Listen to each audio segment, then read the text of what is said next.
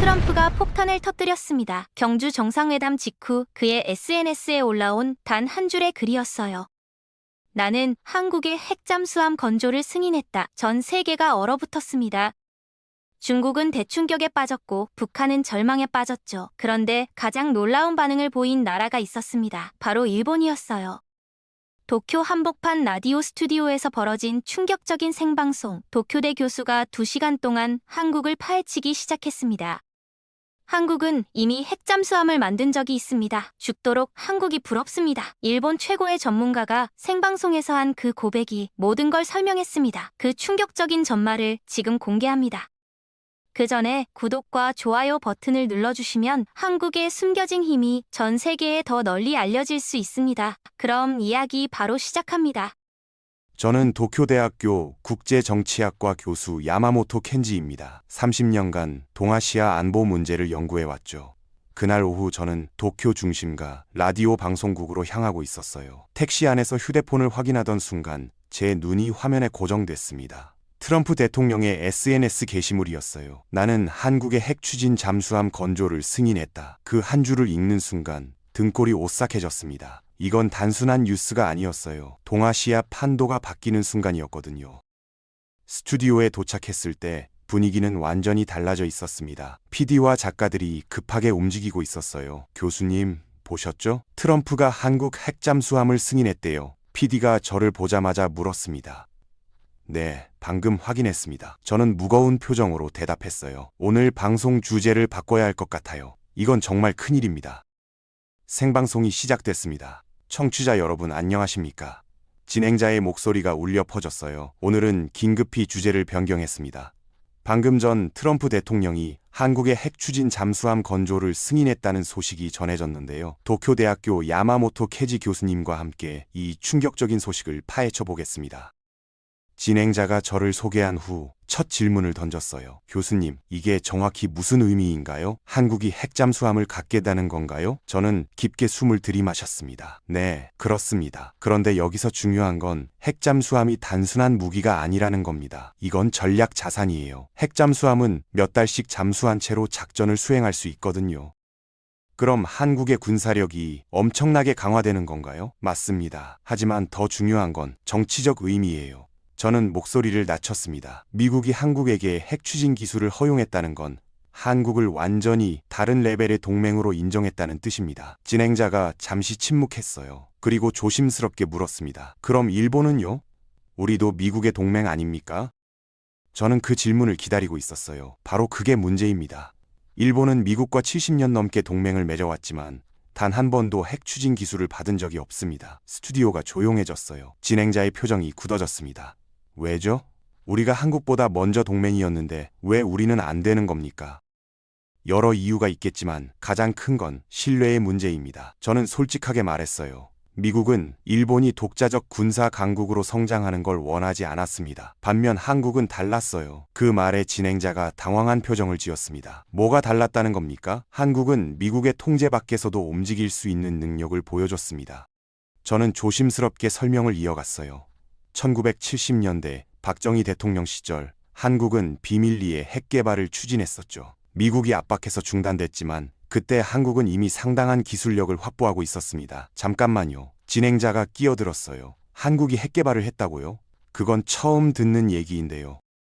일본에서는 잘 알려지지 않은 사실이죠. 저는 고개를 끄덕였습니다. 하지만 미국 CIA 문서에는 다 기록되어 있어요. 한국은 1970년대 초반 프랑스로부터 재처리 시설을 도입하려 했고 캐나다에서 중수로 기술을 확보했습니다. 그리고 플루토늄 추출 실험까지 진행했어요.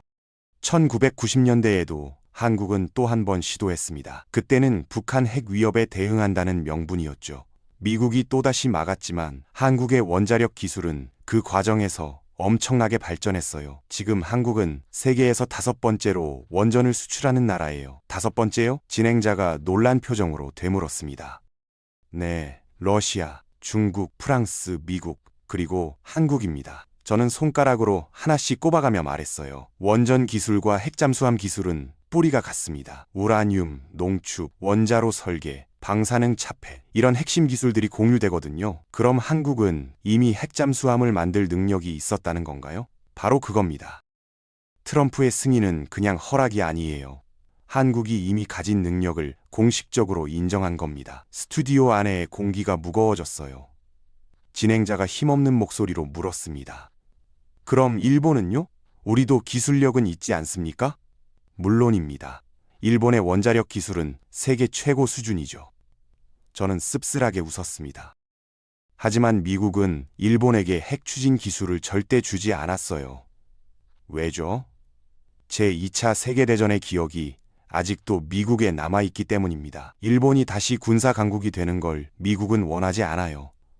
평화헌법도 그래서 만들어진 거고요. 그런데 한국은 다릅니다. 한국은 스스로 길을 개척해 왔어요. 미국이 막아도 방법을 찾고 실패해도 다시 시도했습니다. 진행자가 깊은 한숨을 내쉬었어요. 그럼 결국 우리는 70년 동안 미국만 믿고 있었던 건가요? 독자적인 노력은 하지 않고요. 저는 무거운 목소리로 인정했습니다. 솔직히 말하자면 그렇습니다. 일본은 미국의 우산 아래서 편안함을 선택했어요. 반면 한국은 위험을 감수하고 독자적 능력을 키웠습니다. 그때 스튜디오 전화가 미친 듯이 울리기 시작했습니다. 청취자들의 반응이었어요. PD가 급히 메모를 건네줬습니다. 교수님, 청취자들이 완전히 충격받았다고 합니다. 더 자세히 설명해달라고 난리예요. 저는 고개를 끄덕이고 마이크에 더 가까이 다가갔어요. 여러분, 제가 더 충격적인 사실을 말씀드리겠습니다. 한국은 이미 30년 전에 핵잠수함을 만든 적이 있어요. 진행자가 벌떡 일어났습니다. 30년 전에요? 그게 가능한 일입니까? 네, 1990년대 초반이었습니다. 저는 침착하게 설명을 시작했어요. 한국은 362 사업이라는 코드명으로 핵잠수함 개발 프로젝트를 진행했습니다. 당시 노태우 정부 시절이었죠. 북한의 핵 위협이 심각해지면서 한국도 독자적인 억제력이 필요하다는 판단이었어요. 그런데 왜 저는 이런 이야기를 처음 듣는 겁니까? 진행자가 당황한 목소리로 물었습니다. 비밀이었으니까요. 저는 자료를 꺼내 보여줬어요. 한국 국방부는 극비리의 프로젝트를 진행했습니다. 심지어 국회에도 제대로 보고하지 않았어요. 하지만 미국 CIA는 다 알고 있었습니다. 1992년 미국은 한국 정부에 엄청난 압력을 넣었어요. 핵잠수함 개발을 중단하지 않으면 한미동맹 자체를 재검토하겠다고 협박했습니다. 그럼 결국 포기한 건가요? 공식적으로는 그렇습니다. 저는 의미심장한 미소를 지었어요. 하지만 기술과 설계도는 모두 보관됐습니다. 그리고 그때 참여했던 엔지니어들이 지금 한국 잠수함 사업의 핵심 인력이에요. 그들은 30년 동안 기다려왔습니다. 바로 이 순간을 말이죠. 진행자가 숨을 깊게 들이마셨습니다. 그럼 한국은 30년 동안 준비해온 거군요. 정확합니다. 저는 고개를 끄덕였어요. 한국은 포기한 적이 없었어요. 1990년대에는 362 사업, 2000년대에는 잠수함 전력 증강 사업, 2010년대에는 장보고급 잠수함 건조, 모든 프로젝트가 하나의 목표로 향하고 있었습니다. 바로 핵 추진 잠수함이었죠. 그때 한 청취자가 문자를 보내왔어요. PD가 급히 읽어줬습니다. 그럼 일본은 그동안 뭘 했습니까? 우리도 잠수함 기술이 있지 않습니까? 스튜디오가 순간 조용해졌습니다. 저는 그 질문에 대답하기가 정말 힘들었어요. 왜냐하면 사실이 너무 뼈아팠거든요. 일본의 잠수함 기술은 세계 최고 수준입니다. 저는 천천히 말을 이어갔어요. 소류급 잠수함은 정말 훌륭한 디젤 잠수함이에요. 조용하고 강력하죠. 하지만 그게 전부입니다. 우리는 거기서 멈췄어요. 핵 추진으로 나아가지 못했습니다. 왜죠? 진행자가 절박하게 물었습니다. 왜 우리는 시도조차 하지 않았습니까? 미국 때문입니다. 저는 솔직하게 인정했어요. 일본은 미국이 허락하지 않을 거라고 판단하고 아예 시도하지 않았습니다. 반면 한국은 달랐어요. 한국은 일단 시도했습니다. 미국이 막으면 멈췄다가 다시 시도했어요. 그리고 또 막히면 또 다른 방법을 찾았습니다. 30년 동안 포기하지 않았어요. 진행자의 얼굴이 창백해졌습니다. 그럼 우리는 30년을 허비한 건가요? 저는 대답 대신 자료를 한 장 더 꺼냈어요. 더 충격적인 사실이 있습니다. 한국은 작년에 이미 핵 추진 잠수함의 핵심 기술을 확보했어요. 뭐라고요? 그게 무슨 말입니까? 한국은 2024년 도산 안창호급 잠수함 3번행 건조를 완료했습니다. 저는 설명을 이어갔어요. 이 잠수함은 겉보기엔 디젤 잠수함이지만 내부 구조가 특이해요. 핵 추진 시스템을 장착할 수 있도록 설계됐거든요. 다시 말해 한국은 이미 준비를 마친 상태였습니다. 트럼프의 승인만 기다리고 있었던 거예요. 스튜디오 안의 공기가 얼어붙었습니다. 진행자가 떨리는 목소리로 물었어요. 그럼 한국은 얼마나 빨리 핵잠수함을 만들 수 있습니까? 제 추정으로는 5년입니다. 저는 단호하게 대답했어요. 이미 설계도 있고 기술도 있고 인력도 있어요. 원자로만 장착하면 됩니다. 미국이 기술 지원까지 해준다면 더 빨라질 수도 있죠. 5년이요? 진행자가 놀라 되물었습니다. 그럼 일본은요? 우리가 지금 시작한다면 얼마나 걸립니까? 저는 잠시 망설였습니다. 이 대답이 일본 국민들에게 얼마나 큰 충격일지 알고 있었거든요. 최소 15년입니다. 그것도 미국이 허락한다면요. 15년이요? 한국보다 10년이나 더 걸린다고요? 네, 우리는 기초부터 시작해야 하니까요. 저는 씁쓸하게 웃었습니다. 한국은 30년 동안 준비했지만 우리는 30년 동안 아무것도 안 했어요. 그 차이가 10년입니다. 아니, 어쩌면 영원히 따라잡을 수 없을지도 모릅니다. 그때 또 다른 청취자 문자가 들어왔습니다. PD가 읽어줬어요. 그럼 앞으로 한국은 얼마나 강해지는 겁니까? 우리 일본을 추월하는 건가요? 저는 깊게 숨을 들이마셨습니다. 이미 추월했습니다. 뭐라고요? 진행자가 소리쳤습니다. 군사기술 면에서 한국은 이미 일본을 앞질렀어요. 저는 하나씩 손가락을 꼽아가며 설명했습니다. 미사일 기술, 로켓 기술, 전투기 개발, 그리고 이제 핵잠수함까지. 한국은 독자 개발에 성공했지만 일본은 아직도 미국 기술에 의존하고 있습니다. 스튜디오가 완전히 침묵에 빠졌어요. 30초 정도 아무 말이 없었습니다. 생방송 중 이런 침묵은 정말 드문 일이었죠. 진행자가 마침내 입을 열었습니다. 목소리가 떨리고 있었어요. 교수님, 그럼 우리 청취자분들이 가장 궁금해 하실 것 같은데요. 한국이 핵잠수함을 갖게 되면 구체적으로 어떤 일이 벌어지는 겁니까? 저는 잠시 생각에 잠겼습니다. 이 질문에 대한 대답이 일본 국민들에게 가장 큰 충격일 거라는 걸 알고 있었거든요. 동해가 완전히 바뀝니다. 저는 단호하게 말했어요. 지금까지 동해는 일본의 바다였어요. 우리 해상자위대가 장악하고 있었죠. 하지만 한국이 핵잠수함을 배치하는 순간 상황이 역전됩니다. 무슨 말씀이신지 잘 모르겠는데요. 진행자가 더 설명해달라는 듯이 물었습니다. 핵잠수함은 3개월 동안 물속에 잠수한 채로 작전을 수행할 수 있어요. 저는 손으로 지도를 가리키며 설명했습니다. 한국이 핵잠수함 3척만 보유해도 동해 전역을 365일 24시간 감시할 수 있습니다. 일본 해상자위대의 모든 움직임이 한국에 노출되는 거예요. 반대로 우리는 한국 핵잠수함을 찾을 수조차 없고요. 스튜디오에 있던 스태프들까지 숨을 죽이고 듣고 있었습니다. 더 충격적인 건 전략적 의미예요. 저는 목소리를 낮췄습니다. 한국의 핵잠수함은 북한만을 겨냥한 게 아니에요. 중국 해군의 태평양 진출을 막는 전략 자산이 됩니다. 한국이 동해와 남해에 핵잠수함을 배치하면 중국 해군은 태평양으로 나갈 수 없어요. 그럼 미국 입장에서는 엄청난 이득 아닙니까? 진행자가 물었습니다. 바로 그겁니다. 저는 손뼉을 쳤어요. 미국이 왜 한국에 핵잠수함을 허용했는지 이제 이해가 되시죠? 미국은 중국을 막을 새로운 방파제가 필요했어요. 그런데 일본은 헌법 때문에 공격 무기를 가질 수 없죠. 그래서 한국을 선택한 겁니다. 그때 청취자 전화가 연결됐습니다. 70대로 보이는 남성 청취자였어요. 교수님, 저는 전직 해상자위대 장교입니다. 솔직히 말씀드리면 지금 현역들도 다 알고 있어요. 한국 해군이 무섭다는 걸요. 저희가 훈련할 때 한국 해군과 맞붙으면 항상 지거든요. 전화기 너머로 긴 한숨 소리가 들렸습니다. 정말입니까? 진행자가 놀라 물었습니다. 네. 특히 잠수함 작전에서는 상대가 안 돼요. 그 청취자가 계속 말했습니다. 한국 해군은 실전 경험이 풍부해요. 북한 잠수함을 수십 년간 추적해왔거든요. 반면 우리는 실전 경험이 전혀 없습니다. 훈련만 했을 뿐이에요. 그 차이가 엄청나게 커요. 저는 그 증언에 깊이 공감했습니다. 맞습니다. 한국 해군은 세계에서 가장 많은 대잠작전 경험을 가지고 있어요. 천안함 사건, 연평도 포격, 수많은 북한 도발에 대응하면서 실전 감각을 키웠죠. 일본 해상자위대는 아무리 훈련을 많이 해도 그 경험을 따라갈 수 없습니다.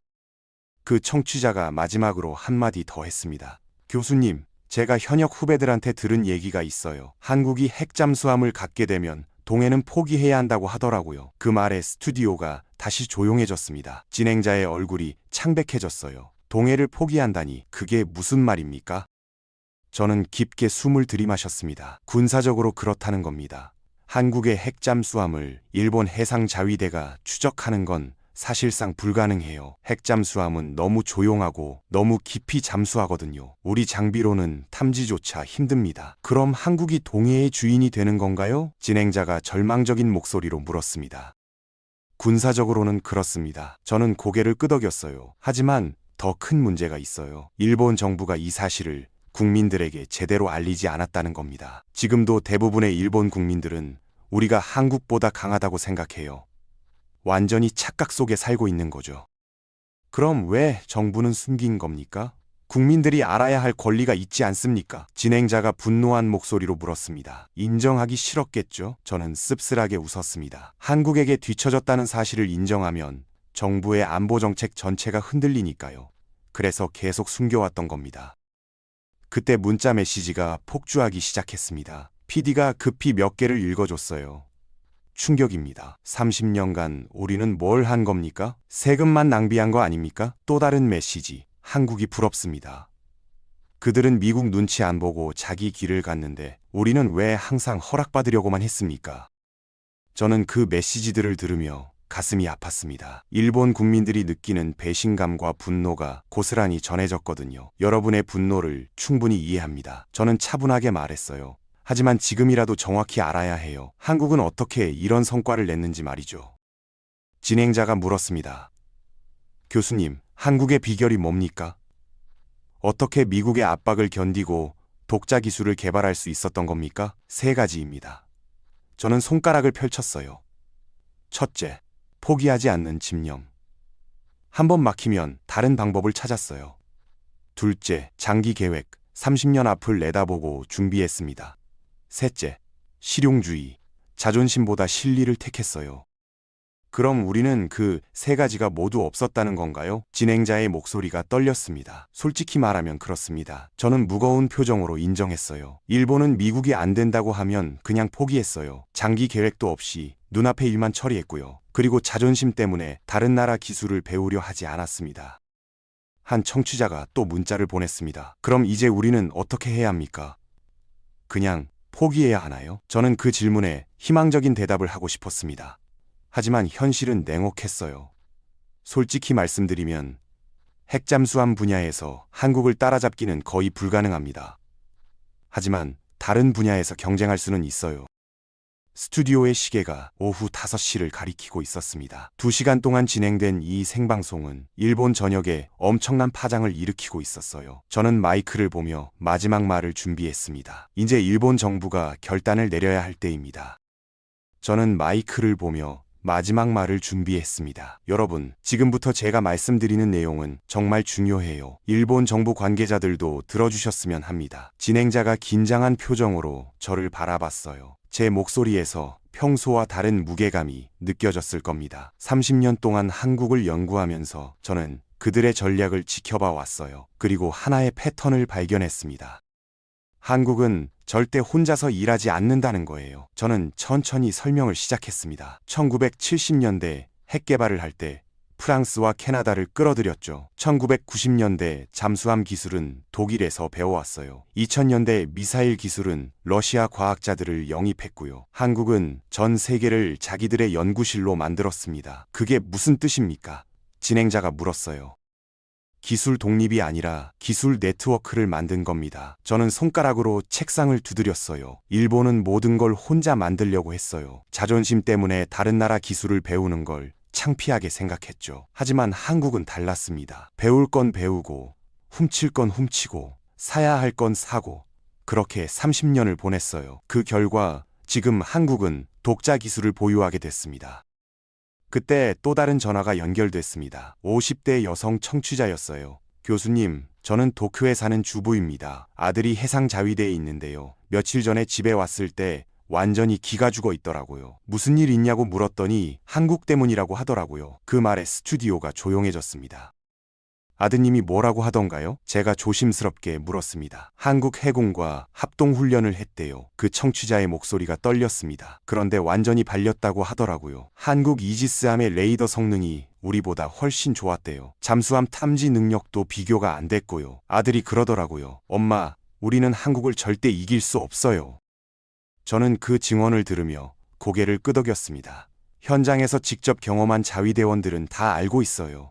한국이 얼마나 강한지 말이죠. 문제는 정부와 국민들이 모르고 있다는 겁니다. 아니, 알려고 하지 않는다는 게 정확하겠네요. 그 청취자가 울먹이며 말을 이었습니다. 교수님, 우리 아들이 목숨 걸고 나라를 지키는데 정부는 제대로 된 장비도 안 줬어요. 30년 동안 세금은 어디에 쓴 겁니까? 저는 대답하기가 정말 힘들었습니다. 왜냐하면 그 질문에 대한 답이 너무 뼈아팠거든요. 일본 방위비는 한국의 1.5배예요. 하지만 결과는 정방대가 됐습니다. 저는 무거운 목소리로 말했어요. 돈을 잘못 쓴 거죠. 미국 무기를 사는 데만 집중했고 독자 개발은 소홀히 했습니다. 한국은 정반대였어요. 적은 예산으로 최대한 많은 걸 독자 개발했습니다. 진행자가 자료를 뒤적이더니 놀란 표정으로 말했습니다. 여기 보니까 한국은 방산 수출도 엄청나네요. 2024년 기준으로 세계 9위라고요? 맞습니다. 저는 고개를 끄덕였어요. 한국은 이제 무기를 파는 나라가 됐어요. 폴란드에 전차와 자주포를 팔고 호주에 자주포를 팔고 사우디에 천국 미사일을 팔았죠. 전 세계가 한국 무기를 사려고 줄을 서고 있습니다. 그럼 일본은요? 우리도 방산 수출을 하지 않습니까? 진행자가 물었습니다. 거의 없습니다. 저는 씁쓸하게 웃었어요. 일본은 무기 수출을 오랫동안 금지해 왔어요. 최근에야 조금씩 풀렸지만 이미 한참 뒤처진 상태죠. 게다가 일본 방산은 가격이 너무 비싸요. 같은 성능이면 한국 무기가 절반 가격입니다. 경쟁이 안 돼요. 그때 스태프가 급히 메모를 건네줬습니다. 진행자가 읽더니 얼굴이 창백해졌어요. 지금 NHK 본사에서 연락이 왔대요. 이 방송 때문에 시청자 항의 전화가 폭주하고 있다고 합니다. 정부에 대한 분노가 엄청나다고요. 저는 예상했던 반응이었습니다. 일본 국민들이 진실을 알게 되면 당연히 화가 날 수밖에 없죠. 교수님, 그럼 이제 우리는 어떻게 해야 합니까? 진행자가 절박하게 물었습니다. 한국을 따라잡을 방법이 정말 없는 건가요? 저는 깊게 숨을 들이마셨어요. 핵잠수함 분야는 이미 늦었습니다. 하지만 다른 기회는 있어요. 예를 들어 우주 개발이나 AI 무기 체계 같은 새로운 분야에서는 아직 경쟁할 수 있습니다. 하지만요, 저는 목소리를 높였습니다. 가장 중요한 건 마인드를 바꾸는 겁니다. 미국 허락만 기다리지 말고 독자적으로 시도해야 해요. 실패를 두려워하지 말고 도전해야 합니다. 한국처럼 30년을 내다보는 장기 계획을 세워야 해요. 그게 가능할까요? 진행자가 의심스러운 표정으로 물었습니다. 가능하냐고요? 저는 단호하게 대답했어요. 해야만 합니다. 안 하면 10년 후에는 한국과의 격차가 더 벌어질 겁니다. 20년 후에는 비교조차 할 수 없는 수준이 될 거예요. 지금 이 순간이 마지막 기회입니다. 그때 한 청취자가 문자를 보냈습니다. PD가 읽어줬어요. 교수님 말씀이 정말 충격적이네요. 하지만 한편으로는 고맙습니다. 진실을 알려주셔서요. 또 다른 메시지가 이어졌습니다. 30년 동안 속았다는 게 분하지만 이제라도 알게 돼서 다행입니다. 한국에서 배울 점이 많네요. 저는 그 메시지들을 들으며 희망을 느꼈습니다. 일본 국민들이 현실을 직시하기 시작했다는 증거였거든요. 여러분, 한국은 적이 아니에요. 저는 청취자들에게 말했습니다. 오히려 배워야 할 대상입니다. 그들이 어떻게 30년을 준비했는지, 어떻게 미국의 압박을 견뎠는지, 어떻게 독자 기술을 개발했는지 말이에요. 진행자가 시계를 보더니 말했습니다. 벌써 2시간이 넘었네요. 이렇게 긴 특집 방송은 처음입니다. 하지만 끝낼 수가 없어요. 청취자 반응이 너무 뜨겁거든요. 저는 고개를 끄덕였어요. 그만큼 이 문제가 중요하다는 뜻이겠죠. 일본 국민들이 얼마나 진실에 목말라 있었는지 알 수 있습니다. 마지막으로 제가 말씀드리고 싶은 건 이겁니다. 저는 마이크에 더 가까이 다가갔어요. 한국의 핵잠수함은 북한만을 겨냥한 게 아닙니다. 중국을 견제하는 전략 무기예요. 그리고 그건 미국과 일본에게도 이익이 됩니다. 우리가 질투할 게 아니라 협력해야 할 이유죠. 그때 스튜디오 문이 벌컥 열렸습니다. 방송국 국장이 급히 들어왔어요. 얼굴이 창백했습니다. 교수님, 지금 난리가 났습니다. SNS가 완전히 폭발했어요. 이 방송 실시간 시청자가 300만 명을 넘었습니다. 저는 놀라지 않을 수 없었어요. 평소 이 프로그램 청취자가 30만 명도였거든요. 10배가 넘는 사람들이 듣고 있다는 뜻이었습니다. 국장이 태블릿을 보여줬어요. 트위터 실시간 트렌드 1위부터 10위까지 전부 이 방송 관련 키워드였습니다. 한국 핵잠수함, 일본의 굴욕, 30년의 실패, 도쿄대 교수 폭로, 댓글들이 초당 수백 개씩 올라오고 있었어요. 저는 그 반응들을 보며 가슴이 두근거렸습니다. 제가 던진 돌이 엄청난 파장을 일으키고 있었거든요.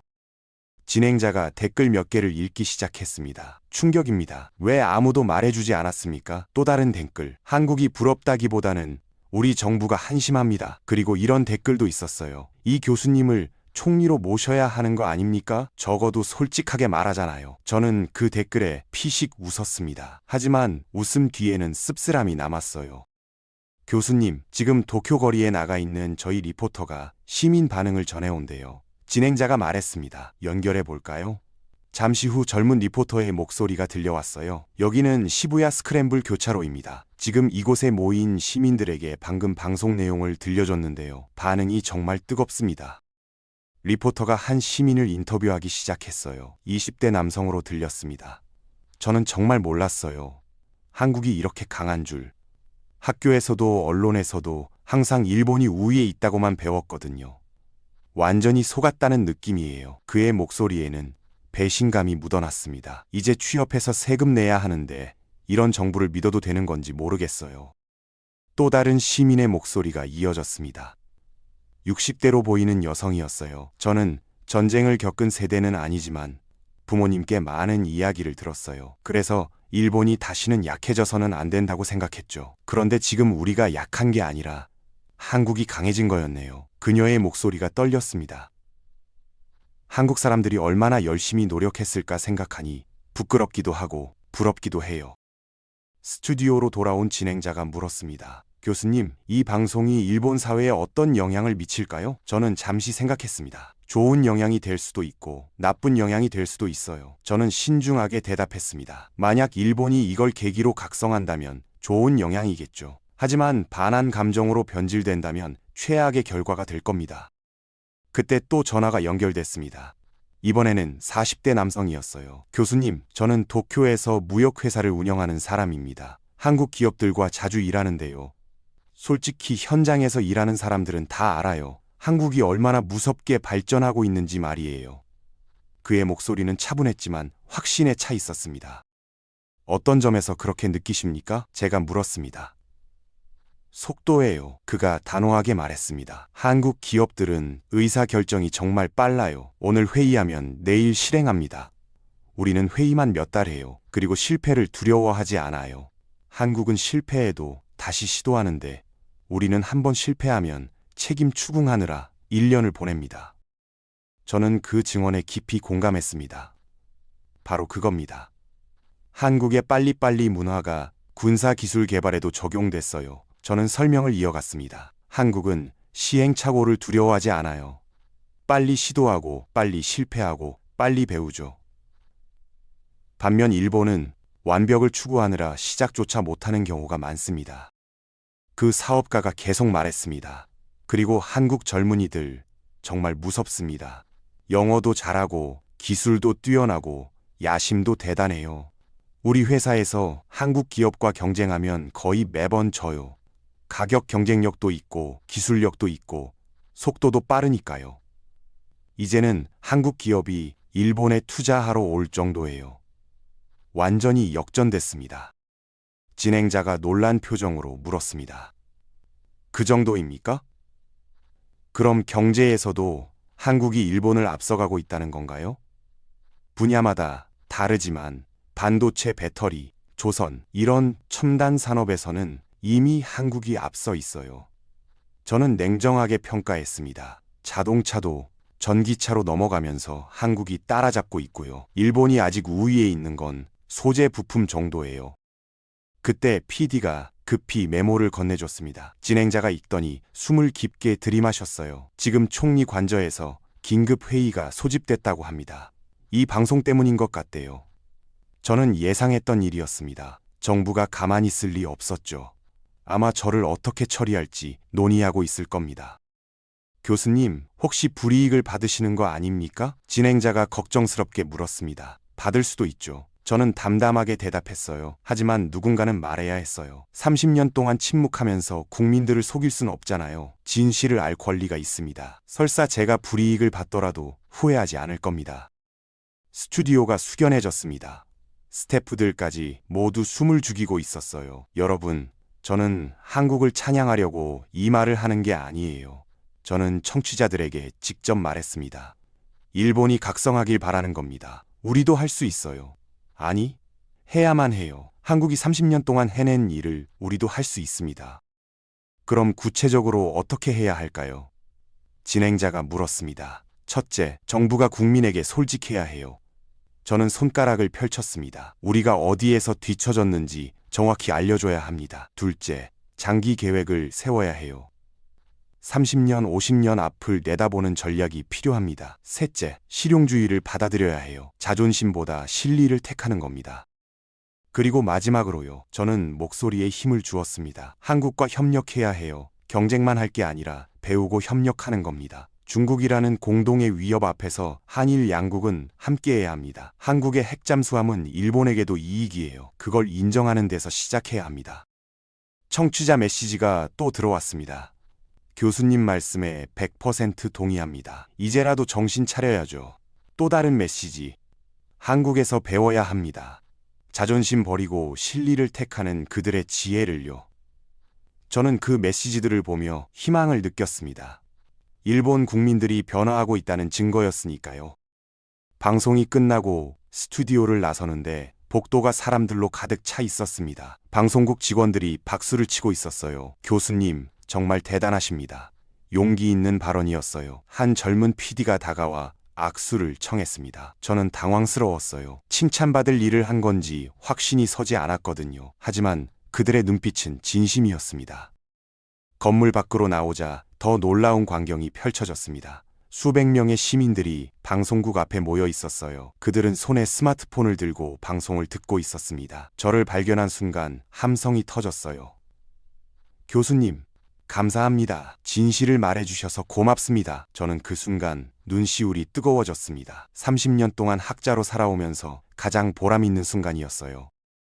한 대학생이 다가왔습니다. 눈물을 흘리고 있었어요. 교수님, 저는 내년에 취업해야 하는데 이 나라가 정말 걱정됐어요. 그는 떨리는 목소리로 말했습니다. 한국은 발전하는데 일본은 멈춰 있는 것 같아서 불안했거든요. 그런데 오늘 방송 듣고 확신했어요. 우리도 변할 수 있다고요. 교수님이 불씨를 당기셨어요. 저는 그의 어깨를 토닥였습니다. 자네 같은 젊은이들이 일본의 희망이네. 포기하지 말게. 한국 젊은이들이 30년 전에 시작한 일을 자네들이 지금 시작하면 돼. 그가 고개를 끄덕이며 힘차게 대답했어요. 네, 꼭 그렇게 하겠습니다. 저는 그 모습을 보며 뿌듯함을 느꼈습니다. 제 방송이 헛되지 않았다는 걸 알았거든요. 다음 날 아침 제 휴대폰이 미친 듯이 울렸습니다. 언론사 인터뷰 요청이 수십 건 들어와 있었어요. 하지만 그 중에서 가장 눈에 띄는 전화가 있었습니다. 발신자가 총리 관저였거든요. 저는 예상했던 일이었습니다. 정부가 저를 그냥 두지 않을 거라는 걸 알고 있었어요. 전화를 받았습니다. 야마모토 교수님이십니까? 차분하지만 위압적인 목소리였어요. 총리 비서실장입니다. 총리께서 교수님을 만나고 싶어 하십니다. 오늘 오후 2시에 관저로 와주실 수 있으십니까? 저는 잠시 망설였습니다. 하지만 거절할 이유가 없었어요. 알겠습니다. 가겠습니다. 총리 관저에 도착했을 때 분위기가 심상치 않았습니다. 비서관들이 저를 차갑게 맞이했어요. 긴 복도를 지나 총리 집무실에 들어갔습니다. 총리는 책상에 앉아 저를 노려보고 있었어요. 옆에는 국방장관과 외무장관이 굳은 표정으로 서 있었습니다. 야마모토 교수, 총리가 입을 열었습니다. 어제 방송 잘 들었습니다. 저는 침착하게 대답했어요. 국민들이 알아야 할 진실을 말했을 뿐입니다. 진실이라고요? 총리가 목소리를 높였습니다. 국민들에게 공포와 불안을 조장한 거 아닙니까? 한국을 찬양하고 일본 정부를 매도했어요. 당신이 한 일이 얼마나 위험한지 아십니까? 저는 전혀 위축되지 않았습니다. 오히려 목소리에 힘을 주었어요. 위험한 건 30년 동안 국민을 속인 정부입니다. 저는 단호하게 말했습니다. 한국이 핵잠수함을 개발하는 동안 일본은 무엇을 했습니까? 미국 눈치만 보면서 아무것도 안 했잖아요. 국방 예산은 한국보다 많이 쓰면서 결과는 형편없고요. 이게 제 잘못입니까? 아니면 정부의 무능입니까? 집무실이 얼어붙었습니다. 국방장관이 나서려 했지만 총리가 손으로 제지했어요. 총리는 잠시 침묵하더니 한숨을 쉬었습니다. 교수님 말씀이 틀린 건 아닙니다. 총리의 목소리가 갑자기 부드러워졌어요. 하지만 정치는 학문과 다릅니다. 미국과의 관계, 중국의 압박, 국내 여론까지 고려해야 해요. 그래서 30년을 허비했습니까? 저는 물러서지 않았습니다. 한국은 같은 조건에서 독자 개발에 성공했어요. 그들도 미국 압박이 있었고 중국 견제도 받았습니다. 하지만 포기하지 않았어요. 차이가 뭡니까? 의지입니다. 정부의 의지가 없었던 겁니다. 총리는 더 이상 반박하지 못했습니다. 그의 얼굴에서 패배감이 역력했어요. 그때 외무장관이 조심스럽게 물었습니다. 교수님, 그럼 지금이라도 어떻게 해야 한다고 생각하십니까? 저는 그 질문을 기다리고 있었습니다. 이미 준비된 답이 있었거든요. 먼저 국민에게 사과하십시오. 저는 세 손가락을 펼쳤습니다. 30년간 안보 정책을 잘못 이끈 것에 대해 솔직하게 인정하는 겁니다. 둘째, 장관들이 고개를 끄덕이며 듣고 있었어요. 독자 개발 로드맵을 발표하십시오. 비록 핵잠수함은 늦었지만 다른 분야는 아직 기회가 있어요. 우주 개발, AI 무기, 극초음속 미사일 이런 분야에 집중 투자하는 겁니다. 그리고 마지막으로요. 저는 목소리에 힘을 주었습니다. 한국과 전략적 파트너십을 맺으십시오. 경쟁만 할 게 아니라 협력하는 겁니다. 한국의 핵잠수함은 일본에게도 이익이에요. 중국 해군을 견제하는 공동자산으로 활용할 수 있습니다. 그렇게 하려면 자존심을 버려야 해요. 한국을 동등한 파트너로 인정하는 겁니다. 총리는 오랫동안 침묵했습니다. 창밖을 바라보며 깊은 생각에 잠겼어요. 알겠습니다. 총리가 마침내 입을 열었습니다. 교수님 말씀을 진지하게 검토하겠습니다. 그리고 한 가지 부탁이 있습니다. 정부 자문위원으로 참여해 주시겠습니까? 안보정책 전반을 재검토하는 특별위원회를 만들 생각입니다. 저는 잠시 망설였습니다. 하지만 거절할 이유가 없었어요. 좋습니다. 하지만 조건이 있습니다. 저는 단호하게 말했습니다. 모든 회의를 공개하고 국민에게 투명하게 알리는 겁니다. 비밀 회의는 이제 그만하십시오. 국민들이 함께 고민하고 결정해야 합니다. 총리가 고개를 끄덕였어요. 그렇게 하겠습니다. 이제는 변해야 할 때입니다. 관저를 나서면서 저는 하늘을 올려다봤습니다. 구름 사이로 햇살이 비치고 있었어요. 어쩌면 일본에게도 새로운 시작이 될지 모른다는 생각이 들었습니다. 한국이 30년 동안 걸어온 길을 이제 일본도 걷기 시작하는 거죠. 늦었지만 포기하지 않는다면 희망은 있을 겁니다. 그로부터 일주일 후 저는 다시 그 라디오 스튜디오에 있었습니다. 이번에는 후속 방송이었어요. 지난주 방송이 일으킨 파장을 정리하는 자리였죠. 진행자가 저를 보자마자 반갑게 맞이했습니다. 교수님, 일주일 사이에 일본이 완전히 바뀌었어요. 정말 놀랍습니다. 그의 목소리에는 흥분이 가득했습니다. 네, 저도 놀랐어요. 저는 고개를 끄덕였습니다. SNS를 보니까 청년들 사이에서 한국 배우기 열풍이 불고 있더라고요. 한국어 학원 등록이 3배나 늘었다던데요. 진행자가 자료를 보여줬어요. 맞습니다. 그리고 한국 방산 기업들에 취업하려는 일본 젊은이들도 늘어나고 있어요. 완전히 분위기가 역전됐습니다. 그때 첫 번째 청취자 전화가 연결됐습니다. 30대 여성이었어요. 교수님, 저는 지난주 방송 듣고 정말 충격받았습니다. 그녀의 목소리는 떨리고 있었어요. 그래서 남편이랑 의논했는데요. 우리 아들에게 한국어를 가르치기로 했어요. 영어만큼이나 한국어가 중요한 시대가 올 것 같아서요. 저는 그 말에 가슴이 뭉클했습니다. 현명한 결정이십니다. 제가 대답했어요. 지금 10살인 아이가 성인이 될 때쯤이면 한국은 아시아의 기술 중심국이 될 겁니다. 한국어를 할 줄 아는 것만으로도 엄청난 경쟁력이 되겠죠. 그녀가 감사하다며 전화를 끊었습니다. 저는 일본의 미래 세대가 달라지고 있다는 걸 느꼈어요. 진행자가 태블릿을 보여줬습니다. 교수님, 이거 보셨어요? 일본 방위성이 어제 긴급 기자회견을 열었어요. 독자 개발 로드맵을 발표했습니다. 우주 감시 위성, AI 드론, 극초음속 미사일 개발에 향후 10년간 15조 엔을 투자한다고요. 저는 자료를 꼼꼼히 읽었습니다. 제법이네요. 드디어 정부가 움직이기 시작한 겁니다. 하지만 뭔가 빠진 것 같은데요. 저는 고개를 가로저었어요. 한국과의 협력 부분이 너무 약해요. 여전히 혼자 하겠다는 생각이 강합니다. 진정한 변화라면 한국을 파트너로 인정해야 하는데 말이죠. 그래도 시작이 중요하지 않습니까? 진행자가 희망적으로 말했습니다. 천천히 변하겠죠. 그때 스튜디오 문이 열리더니 한 남성이 들어왔습니다. 40대 정도로 보였어요. 깔끔한 정장 차림이었죠. 죄송합니다. 그가 공손하게 인사했습니다. 저는 주일 한국 대사관 문화담당관 김민준입니다. 방송 중이라는 건 알지만 꼭 전하고 싶은 말씀이 있어서요. 진행자가 당황했지만 저는 흥미로웠습니다. 어서 오세요. 김민준 담당관이 마이크 앞에 앉았습니다. 야마모토 교수님의 지난주 방송을 한국에서도 큰 관심을 가지고 지켜봤습니다. 그의 일본어는 완벽했어요. 솔직히 우리도 놀랐어요. 일본 국민들이 이렇게 한국에 관심을 가질 줄은 몰랐거든요. 한국 정부는 일본과의 협력을 진지하게 고려하고 있습니다. 구체적으로 어떤 협력을 말씀하시는 건가요? 제가 물었습니다. 기술 공유입니다. 김 담당관이 단호하게 말했어요. 한국의 미사일 기술, 일본의 센서 기술을 결합하면 세계 최고 수준의 방어 체계를 만들 수 있어요. 한국의 빠른 생산 능력과 일본의 정밀 가공 기술을 합치면 중국에 대응할 수 있습니다. 중요한 건 서로를 인정하는 겁니다. 스튜디오가 숙연해졌습니다. 저는 그의 말에 깊이 공감했어요. 바로 그겁니다. 저는 목소리에 감동을 담았습니다. 한일 양국이 경쟁만 할 게 아니라 협력해야 해요. 미국에만 의존하지 말고 우리끼리 힘을 합치는 겁니다. 그게 진정한 독립이에요.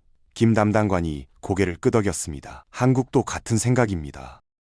청취자 전화가 다시 연결됐습니다. 20대 남성이었어요. 저는 지금 서울에서 유학 중인 일본인입니다. 그의 목소리는 밝았습니다. 지난주 방송 이후로 한국 친구들이 저한테 많이 물어봐요. 일본이 정말 변하냐고요. 저는 그렇다고 대답했어요. 제 친구들도 교수님 방송 들었어요. 이제 한일 관계가 달라질 것 같습니다. 저는 그 말에 희망을 느꼈습니다. 젊은 세대가 다르네요. 한국과 일본의 젊은이들이 서로를 이해하기 시작했어요. 이게 진짜 변화의 시작입니다. 정부보다 국민이 먼저 움직이는 거죠. 김 담당관도 미소를 지었습니다. 한국 젊은이들도 일본에 관심이 많아요. 서로 배울 게 많다는 걸 알고 있습니다. 진행자가 시계를 보더니 말했습니다. 이제 마무리할 시간이네요. 교수님, 마지막으로 청취자분들께 한 말씀 부탁드립니다. 저는 깊게 숨을 들이마셨어요. 30년간 학자로 살면서 가장 중요한 순간이라는 걸 알았거든요. 여러분, 지난주 제가 했던 말을 기억하십니까?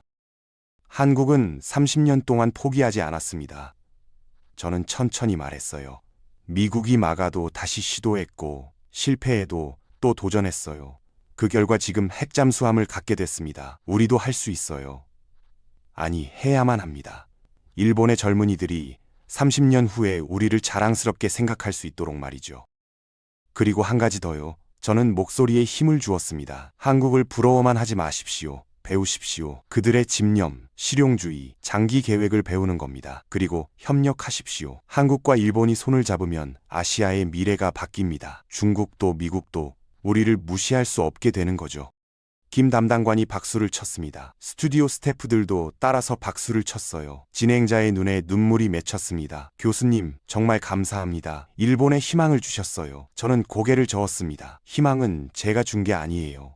원래 여러분 안에 있었어요. 제가 한 건 그걸 깨우는 것뿐입니다. 방송이 끝나고 스튜디오를 나서는데 휴대폰이 울렸습니다. 총리 비서실장이었어요. 교수님, 총리께서 내일 특별 담화를 발표하실 예정입니다. 한국 정부의 전략적 파트너십을 공식 제안하는 내용이에요. 교수님이 촉발하신 변화가 현실이 되고 있습니다. 저는 전화를 끊고 창밖을 바라봤습니다. 도쿄 거리에는 사람들이 가득했어요. 그들은 스마트폰을 보며 뭔가를 열심히 검색하고 있었습니다. 아마 한국에 대해 찾아보고 있을 겁니다. 변화는 이미 시작됐어요. 한국이 30년 동안 걸어온 그 길을 이제 일본도 걷기 시작한 거죠. 늦었지만 포기하지 않는다면 희망은 있습니다. 그리고 그 희망은 지금 이 순간에도 자라나고 있었습니다. 여러분, 오늘 이야기가 감동적이었다면 구독과 좋아요 버튼을 꼭 눌러주세요. 한국의 저력이 전 세계에 더 널리 알려질 수 있습니다. 대한민국의 기술력과 저력을 응원하신다면 댓글에 대한민국 만세라고 남겨주세요. 여러분의 응원 한마디 한마디가 대한민국을 더욱 강하게 만듭니다. 우리는 하나로 연결되어 있습니다. 감사합니다.